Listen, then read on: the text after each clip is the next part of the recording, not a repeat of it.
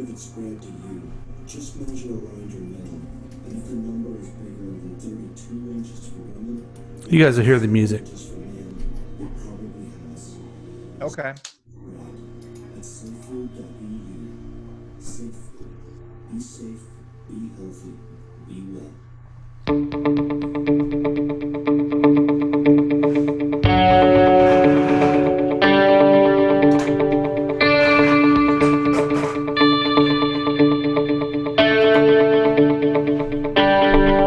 Welcome to the Health Detective Podcast with Roberto Parker. Join strength and conditioning expert Roberto Parker as he shares his over 35 years of experience in training athletes and helping people achieve their fitness goals. Now here's your moderator, Chris Whiting, with Coach Roberto. Yay! Welcome everybody to the Health Detective Podcast. I kind of feel like this is Health Detective 3.0, Roberto, because we did this in studio at KCTK for a while. We had a little break, and then we did some stuff on GoToMeeting. And now we're back with KCTK, back home, but we're doing it Zoom. So it's something kind of new entirely, but I think it fits in because new is happening all over the place, right? The new normal.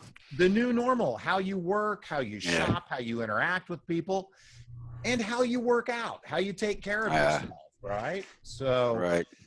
And I think this is pretty timely. We're doing an episode tonight because we were talking a little bit in the pre-show that we're getting close to the time when gyms are going to be able to open back up.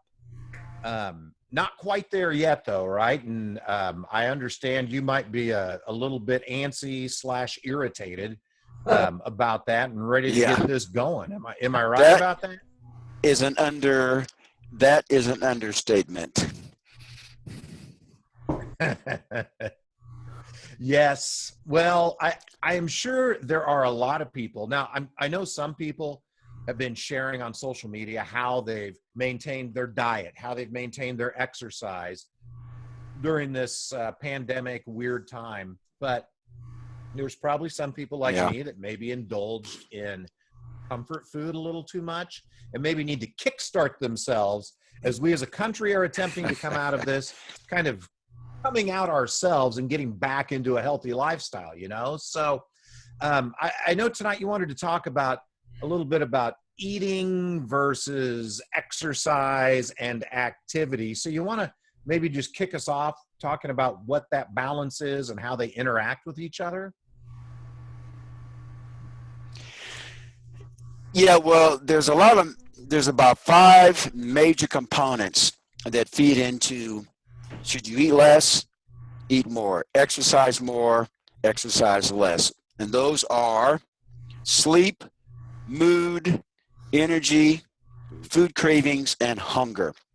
And now I got an acronym from a trainer I follow on YouTube called Jay Teta, Dr. Jay Teta. He calls it, is your SMEC in check? Now, all those are important because they're very much related to the types of food you're eating and the types of exercise and activities and how you combine all of those together. And we're going to go over a few of those tonight. Is your SMEC relative to your lifestyle. Okay. Right. Is your SMEC in check? So it's sleep, SMEC, and that's mood, sleep, energy. Right. Schmack. Yeah. Shoot, I didn't Sleep, catch after energy. Sleep, mood, energy, cravings, food cravings, and hunger. Okay, gotcha. You guys get that? Gotcha. Schmeck with an H at the end. I'm with you. Okay.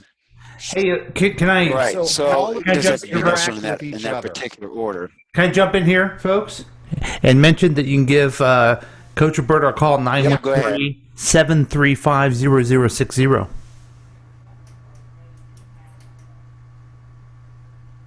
Are you there, guys? Are you there, fellas? Oh yeah, Okay. great. Good point. We Hopefully haven't some had the people will call. opportunity to have callers for a while, so yes. So tell me about my smack. Okay.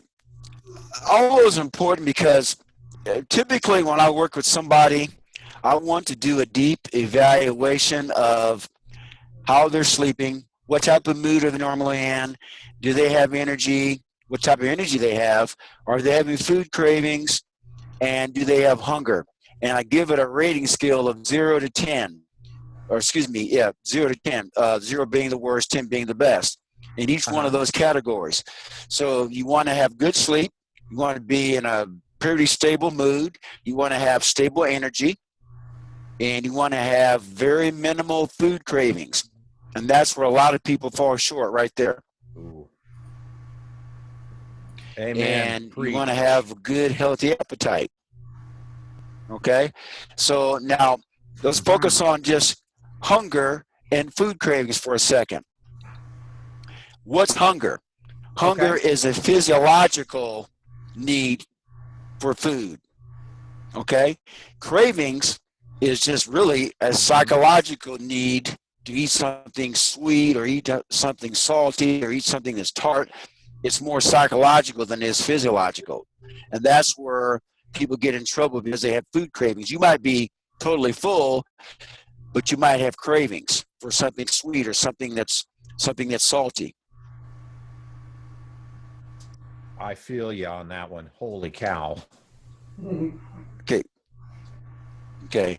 Guys, we got a little bit of a delay here, so.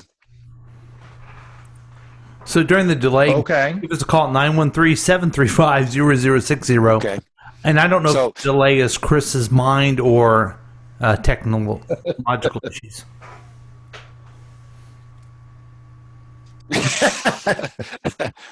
Yeah. So anyway, with the eat more and the eat less, that's one you can kind of switch back and forth with, and mainly because you want to maintain metabolic efficiency. And the same with exercise more, exercise less. Can you eat too little? Yes. Can you eat too much? Yes. Can you exercise too much? Yes. Can you exercise not enough? Yes. But all of that amounts to metabolic efficiency. And that's where you want to be. Is your body metabolically efficient in order to sustain life and maintain good health? And that's probably important now with this COVID-19 pandemic fear. You want to maintain metabolic efficiency because the metabolism feeds. Looks like we lost the video on Coach. Uh-oh, I'm losing you, Roberto. We sure did. I can't hear him either. So Chris. Now I'm craving Roberto. Can you hear me now? There we go. Yes, we can hear you.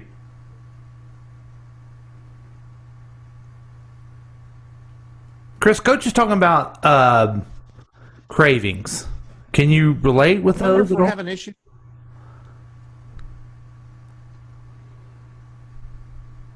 Can you guys hear me all I right? totally can. And while we're waiting for Roberto to... Well, there you are. We lost you for a little bit, Coach. Yep. Am I back on? Yes. There you are. Okay. Modern technology, we gotta love it. Oh, it's beautiful. Hey, I wonder, Yeah. Roberto, if you should maybe Anyway, Chris. leave the meeting and come back in and see if that helps. Okay. I'll give it a shot. Okay. And Yeah, leave and come back in. We'll see if that works. okay, Chris. In the meantime, Now, Paul, can you hear me? Okay. I can. Yes, I can see you. You know what's great exercise? Well, now Can you see me? What's that? Yes. Walking your dog. But part of the problem with walking your dog is that you don't want to pick up after them. That's why I recommend Ranger Rob's Pet Poopy Bags. They're eco-friendly, they're easy to tie, and you can get them at a very affordable price at rangerrobshop.com. That's rangerrobshop.com for the poopy bags, and tell them Gilly sent you. Do you have a commercial to do, Chris? Ooh. Now, are they available anywhere else? On Amazon for only $8.95. $8.95. Oh, well, hey, it looks like on Amazon as well. Yes, As an Amazon Prime member, that works for me. All right, am I on? you're on. Hey, Coach? Am I on? Yes, Okay. back. All right. It's always good to be back. It is. I was craving you while you were gone. I would make a joke right now, Chris, but I won't. So, yeah, you were talking about you don't want to have cravings. You want to have hunger, Right. that metabolic balance there. Right. Can I ask you a question about food cravings? Yes. Keep it clean. You suggested to me a while back that intermittent fasting was a good thing to do to kind of, I don't know, level out your body, your metabolism. And I found when I was doing that my cravings actually died down a little bit. Is that normal? It depends how you do your fasting. The most important thing is, I don't know if you caught this because we're having some technical problems before. You want your body to be metabolically efficient. And what I mean by that is no matter what you're eating, you want to be full where you don't have food cravings. Because if you're having food cravings, something isn't right. There's something that's out of balance. Now, fasting is good, but I would also recommend increasing your fat intake because you want your body to be more fat efficient instead of what we call carb efficient. Because if you're more carb loaded, carbs burn up faster, just like you took a bunch of dry twigs and start a fire with them. They start quickly, but they burn out quickly. Follow me? Yeah. So that's probably like when you eat a candy bar, you get a rush of energy and then it Right. goes away real. Whereas if you eat a steak, it's going to last you a lot longer, correct? Correct. Yes. Okay, why? Because it has more protein, has more fat in it. And fat's going to burn for a longer period of time and sustain you longer. It's like putting on a big, thick piece of almond wood in your fireplace versus going out getting some very small, dry twig branches. So if you're fasting, but your diet also consists of good, healthy fats, you probably won't have those cravings as much because your body's becoming more metabolically efficient via the amount of fats that you're taking in. Now, that's going to depend on your body size too, because let's say you weigh 200 pounds. Well, you want a certain percentage to be fat, protein, carbohydrates. It all depends on your size, your body weight, and also your body fat. So there's not a one size fits all approach for this. There's not a one size fits all approach in anything, whether it's nutrition, exercise, anything. One size does not work for everybody. I mean, every single one of us have our own biological individuality in reference to how we function biochemically. Gotcha. So you want to figure out what's going to work for you based on your body type, body size, how quickly your metabolism works and how it responds to things. Right. And another factor is your gender. Women are going to be a little different than men. And with women, it's going to depend on, are they premenstrual? Are they postmenstrual? Or are they perimenstrual? Because that's a factor also in terms of how their hormones are functioning. And with men, it's going to depend on, are they pre-testosterone driven. In other words, men, when they get to be a certain age, they go through a thing called andropause, where they start to lose testosterone. So that'll make a difference too as to how much how well your metabolism is functioning. Gotcha. So the premenopausal, postmenopausal, I get. So I'm assuming that perimenopausal means you're actually going through menopause. That means you're knocking on the door big time. Knocking on the door. Gotcha. So women will start developing, hot flashes and sweatiness and mood changes and that kind of thing. So that makes a difference too, because carbohydrates, proteins, in particular proteins and carbohydrates, affect those different hormonal things you're going through. So, you guys there? Uh-oh. Chris, you there? I'm here, but I think you were, at least for me, I don't know about for the rest of the listeners, but you were kind of Okay. breaking up. Can you guys not hear me now? I can hear you. Hear you, yeah. Oh boy. Okay. So, wow. So all these hormonal changes impact what you do and how you do it.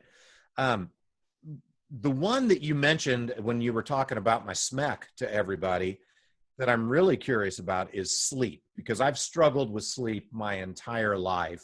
Yes. So I guess A, how important is it? And B, what can you do to help ensure good sleep?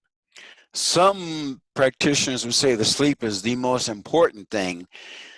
Man, I tell you, that's a good question, because we got to do a deep dive into what's going on with you. It's probably related to your cortisol levels. And I think you did a lab with me. Was it maybe a little over a year ago, half a year ago, something like that?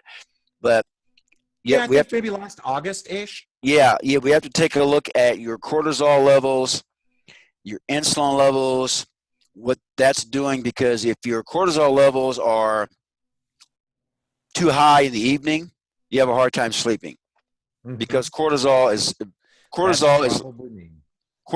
is akin to adrenaline. And what's adrenaline? That's your fight or flight hormone, right? You probably learned that in high school. Right. That's your fight or flight. Yeah. You don't want that to be high in the evening, because if it's high in the evening, you're not going to sleep very well. You want that to be high in the morning to get you out the door so you can go out and do your daily activities of the day. In the evening, you want your melatonin to be high and your cortisol to be low. So they're going to reverse their roles. Yeah. Now that depends. We are creatures of the sun. Human beings are what we call diurnal creatures. We follow the sun. When the sun comes up, adrenaline kicks in, cortisol kicks in. We go out and we make our living for the day. We get our work done. We're energized. Money. Yes. When the sun sets, cortisol levels drop dramatically. Melatonin rises.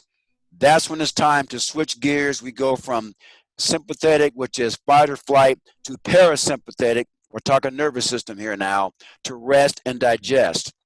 So with you, there's some wires that are crossed somewhere where you're not parasympathetic enough in the evening. Okay, so there's something going on there. It could be something you're eating. It could be maybe electronic devices in your home. It could be too much full spectrum lighting. There's something going on in your environment that's causing you not to sleep. Now, all your life, I don't know. Maybe your mom dropped you on your head when you were a kid or something. I don't know, Chris. There's something going on there. You could be onto something right there. I will say, if I take melatonin, it often helps. I'll ask you if you have an opinion on this. Someone told me, melatonin's fine to take. It's a supplement, not a drug. But they suggested that I take tryptophan as a supplement, maybe as opposed to melatonin. Do you have any thoughts on that? Tryptophan is the stuff that's supposed to be in turkeys at Thanksgiving. That's why, they say after you eat your big turkey dinner, you want to fall asleep around for your Thanksgiving dinner. Right. Tryptophan is a protein. It's like an amino acid. So, yeah, I'm not opposed to doing that. And if you recall in our last podcast we did, keep in mind that supplements are supplements. They're an Yes. adjunct to food. They're not meant to replace food. So you have to look at what you're eating in terms of your eating. Maybe before you go to bed at night, there could be something that you're eating that's causing your adrenaline to kick up. It could be something that you're watching on TV. It could be something you're stressed out about at work. If your body doesn't handle stress very well, it's going to make your cortisol levels jump up, and that's going to affect your sleep. So there's a very delicate balance there. We'd have to take a really deep dive and to see what's going on with you. Yeah, and you do that via some pretty involved lab work, right? Right. That's where And then getting lifestyle. right. Getting back to the SMEC we talked about, the sleep, mood, energy, craving, hunger. Now that's going to be more of a trial and error. That's something that a person can determine themselves via just a evaluation with me sitting down and asking them questions.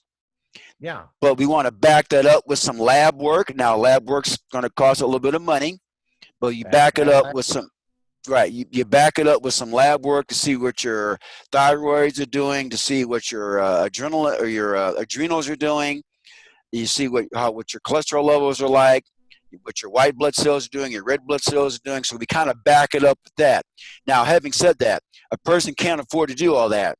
That's where you have to really do a deep dive into, okay, let's try to find out what's causing you not to sleep in your case, what's causing you to have these mood swings, what's causing you to have low energy, what's causing you to have food cravings, and what's causing you maybe just throwing your hunger levels off. We have to do a really deep dive without doing the lab work. Now, the lab work will help, but it's not always the end-all, be-all. So what do? You have questionnaires that you take people through and Right. talk to them about lifestyle. And, Right. Yeah. We So sit down and we go over your lifestyle. We develop kind of a counseling type of a relationship. And I got news for you. Most medical doctors will not do this. Well, they don't really have time to do it. Yeah. But we sit down and we pick apart what's going on in your life. And we come up with some ideas, and it might be some trial and error. It might take us several months. It might take us over a year to determine what's going on with you. Mm-hmm.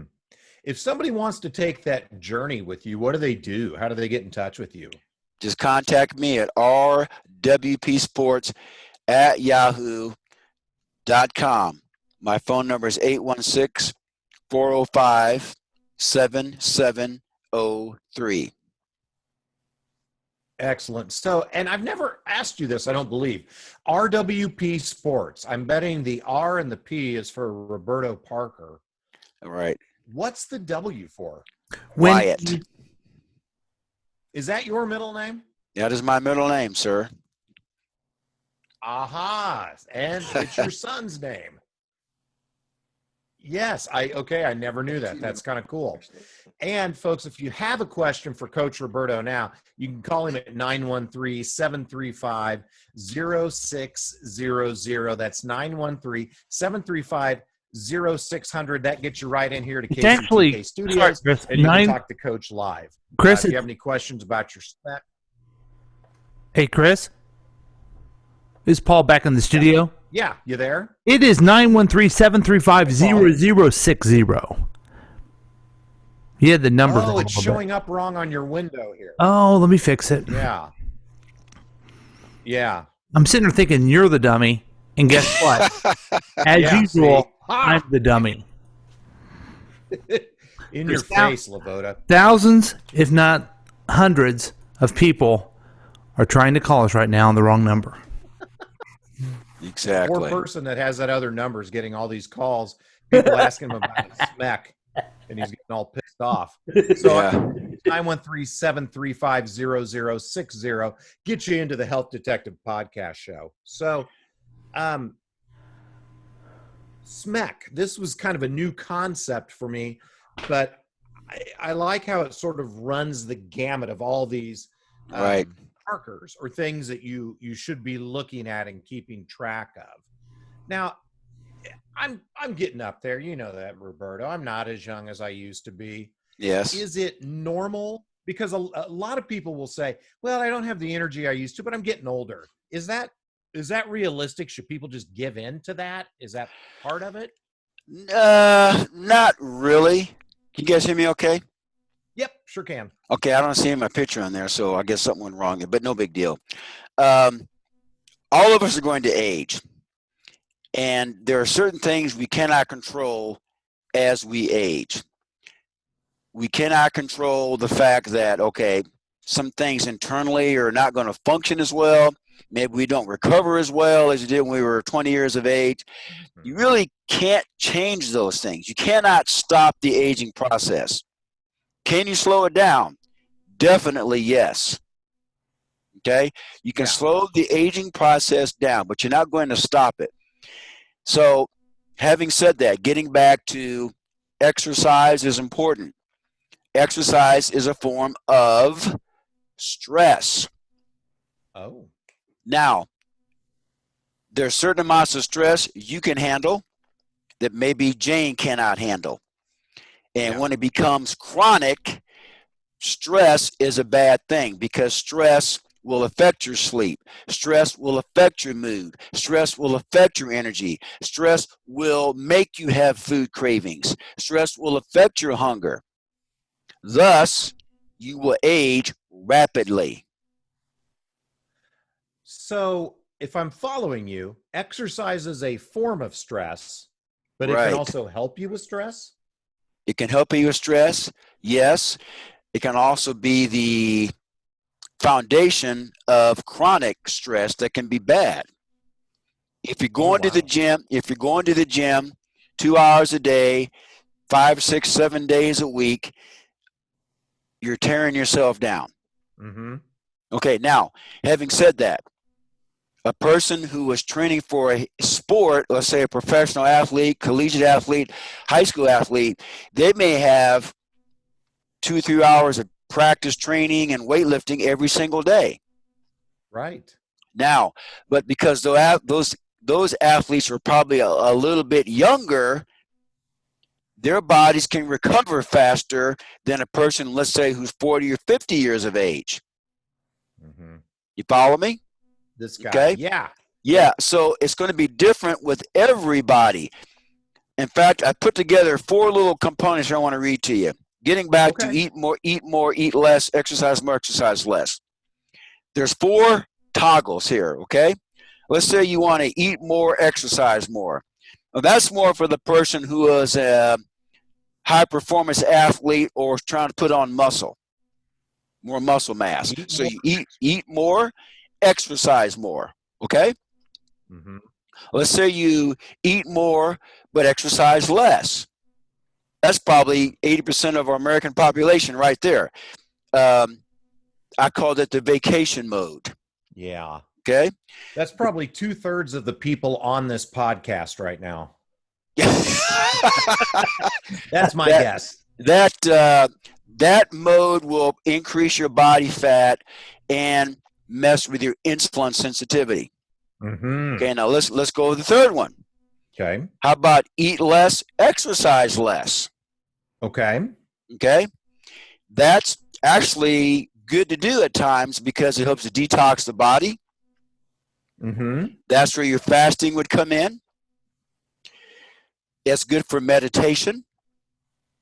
And when you eat less and exercise less, there's less metabolic compensation as opposed to the other ones I just mentioned. Now, metabolic compensation is where your body adapts to whatever you're doing, eating less, eating more, exercising less, exercising more, because your body will always adapt. That's why you have to change what you're doing.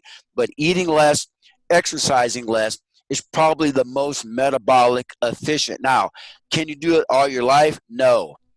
Should you do it all the time? No. One more I want to read to you. Okay, exercise more, eat less. Now, who's that for? Somebody trying to lose weight quickly. Yeah, that makes sense. Okay, yeah, and it will work for a period of time. It will work, but you can't stay there all the time because guess what's going to happen? There's going to be metabolic compensation, and your body will catch up with you, and what will happen? You will cease to lose weight because the brain says, okay, you're trying to lose all this weight, so I'm going to make it where you don't lose any more weight because I'm trying to keep you alive. So is that like on shows like The Biggest Loser, for instance? They get these people that are, very obese, and they exercise a lot every day. They really watch their caloric intake. They lose a lot of weight up front, and then it plateaus. Absolutely. Absolutely. And it's okay that they're doing that, but they can't do that 12 months a year, 5-6 times a week, 2 hours a day. It's not going to work that way. I've never watched The Biggest Loser, believe it or not. I've never watched it, but I've heard enough about it. You can't do that. You have to go through these 4 different types of phases. Let's be honest. There's going to be times of the year where you're not going to exercise as much. Let's say it's Thanksgiving or Christmas. Okay, right. You're not going to exercise as much, right? Because it's the holidays. Around summertime, maybe you're going to exercise more because you're going to get outside and do more stuff. Mm-hmm. You're going to walk, you're going to jog, you're going to go for hikes, you're going to walk the dog, you're going to go outside, maybe do some kayaking or whatever. You're going to get outside and do more. In the wintertime, you don't want to do quite as much because it's too damn cold outside. There's going to be certain times of the year where maybe you're going to be more conscientious about what you're eating. Maybe that's going to be in the summer, which is in conjunction with being more active because you're out kayaking, you're out paddleboarding, you're out hiking. So you're going on vacation, maybe you go to the Grand Canyon, you want to go climb Mount Everest or whatever the case. So you want to be more conscientious about your eating. Now, having said that, that's where you have to really discipline yourself, and that's where hiring a trainer like myself can help you, because I'm going to put you on these 4 different phases, and we're going to spend so much time in each one of those. Sometimes you're going to eat more. Sometimes you're going to exercise more. Sometimes you're going to eat less. Sometimes you're going to exercise less. Sometimes you're going to go on a little vacation. You might go on a cruise. Probably not right now. Not right yeah, away. So it's going to wait on a cruise. So you're going to eat more and exercise a little bit less. Sometimes you're going to eat more.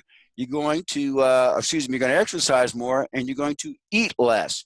We're going to cycle between all 4 of those. Now, depending upon your goal, you may have to spend more time in one area than the other. So let's say you're a young athlete who's trying to put on weight to make the wrestling team or the football team. So you want to what? Eat more? Exercise more. Absolutely. So let's say you're trying to lose weight because you had too much to eat during Christmas and New Year's. Mm-hmm. You're going to exercise more and eat less. Yes. 2 for 2. Yeah. So let's say now you want to go on a detox. Mm-hmm. So now you want to eat less and exercise less. Yes. Yeah. Okay. So there you go. Okay. I got a question on the eat less, exercise less. You said that helps with meditation. Did I hear you right? Yeah, because you're more in tune with your body. And anytime you're in a fasted state where you're not putting in a lot of food in your system, your mind and your body, your brain and your organs of your body and the physiology of your body, they're more in tune with one another.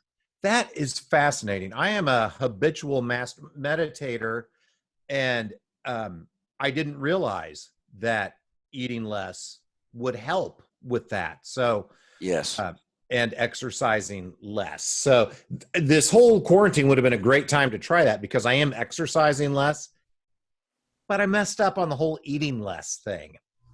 I would bet any amount of money. Yeah. That when you eat, you probably fill yourself up, but you have cravings. Yeah, I do. Yeah, that is the killer right there. So what's causing you to have these cravings? Is something you're eating? Maybe you're bored. You're sitting down watching a TV show. Jane says, Chris, eat this anyway. I know you're not hungry. So, I mean, yeah, there's things that, you just do because eating is socially acceptable, socially the thing to do. Yeah, and that is a tough thing, I think, for people. You go to somebody's house and you feel rude if you don't eat what they put out. Right. You meet people for drinks after work, and hey, let's share an appetizer, and you don't want to be the sad sack that like, well, I'm not going to eat the Southwest egg roll. So that Yep. takes some discipline, all of Yep. that. There's a lot of social aspects to eating, probably more so eating than exercise. Mhm. Okay. And eating is probably the downfall of most Americans because they really get enough to eat per se. It's those darn food cravings that kick in. And typically, when you drink alcohol, that's going to make you crave more food. Oh boy, wow. Yeah. I mean, I'm just taking body blow after body blow here. Holy cow. Um, that's tough. I have found this is just something that works for me as far as the overeating. Like, let's say Jane, my wife, makes something delicious for dinner, like chili. She made chili tonight. I Uh-huh. had a bowl. It was so good. I immediately wanted to go fill up, but instead, I decided instead of getting another bowl, I talked to her for a while. And as we chatted 10 minutes later, I realized, you know what? I'm not hungry. I don't need another bowl of chili. I'm fine. I've read this many, many times that it takes your brain about a half hour to catch up with your stomach. I believe that's true. Yeah. Because when you eat something, you really don't know that you're full for almost a half hour later. Oh, man. Okay. So you might want to cut down the portion size, kind of space it out a little bit. Don't eat your foods real fast.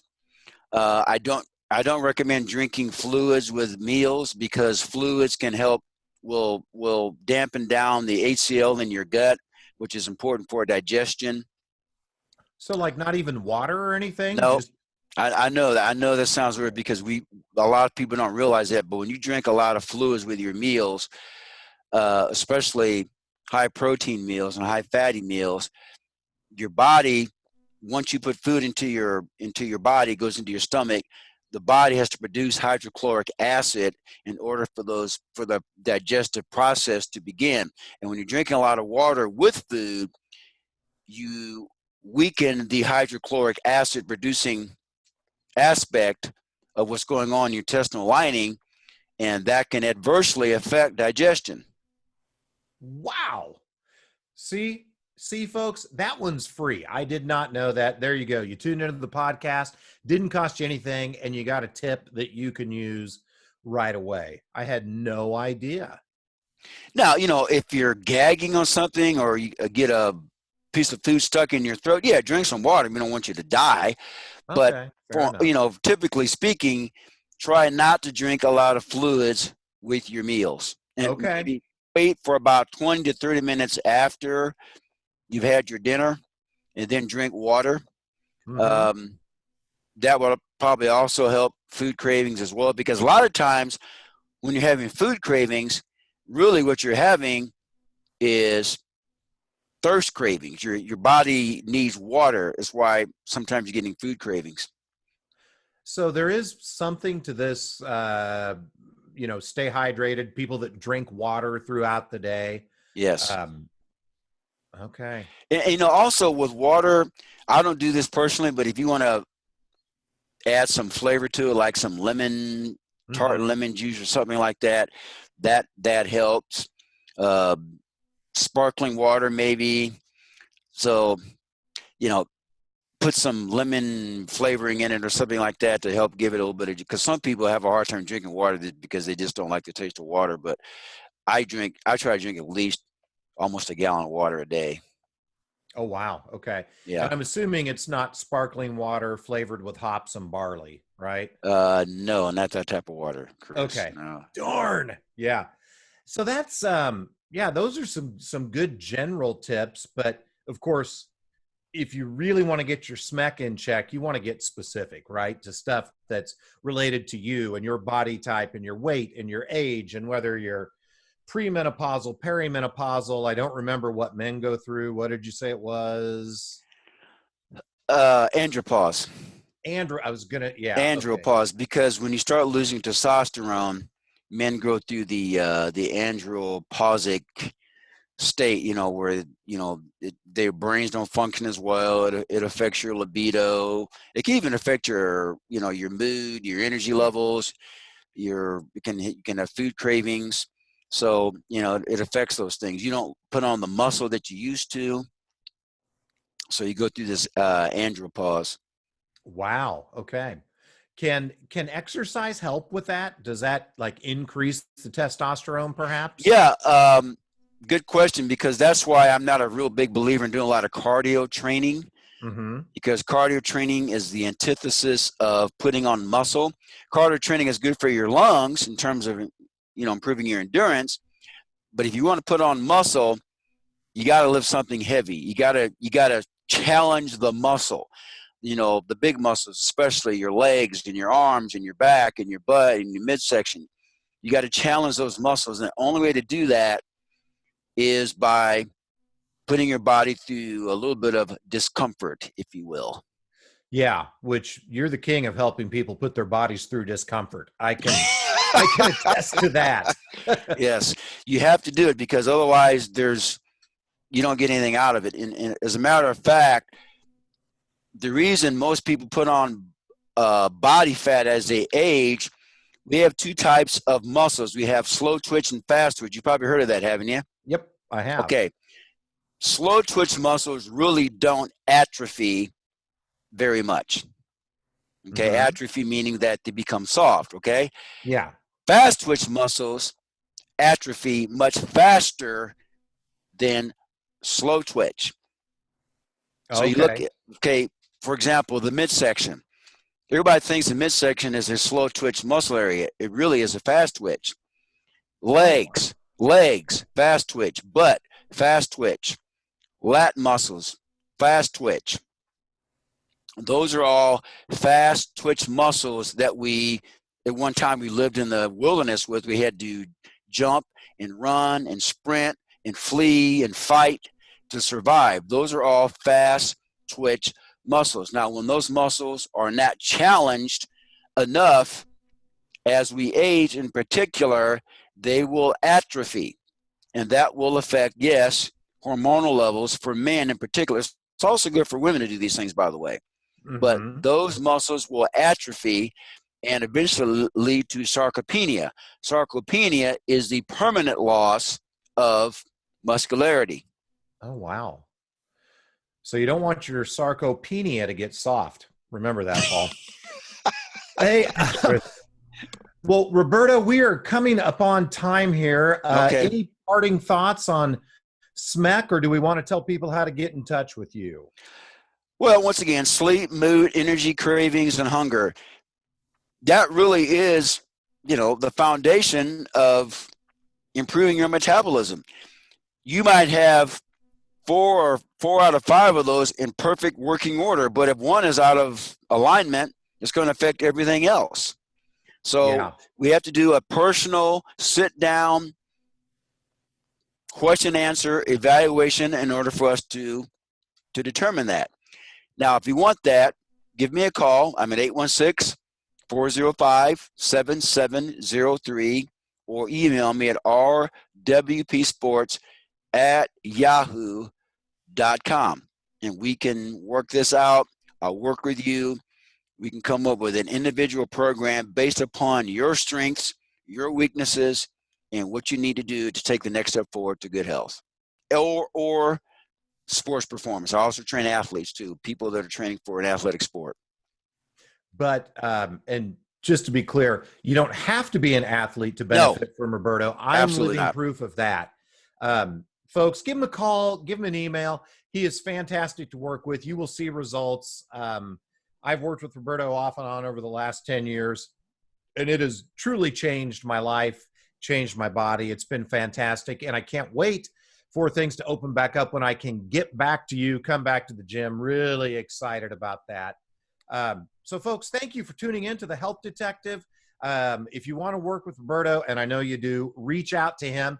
And we'll be back in a couple of weeks with another episode, but be sure to share this with your friends. Lots of good info, and we will talk to you next time on the Health Detective Podcast. Take care, guys.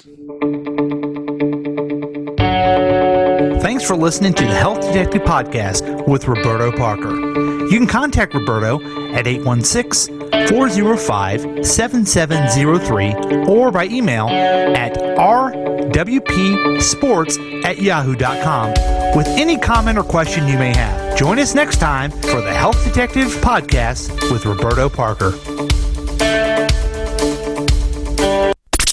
The Health Detective Podcast with Roberto Parker has been a KCTK production, produced by Roberto Parker, Chris Whiting, and Paul Lavoda.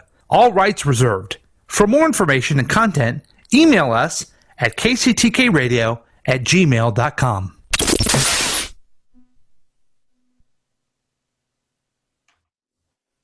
Hey, Paul.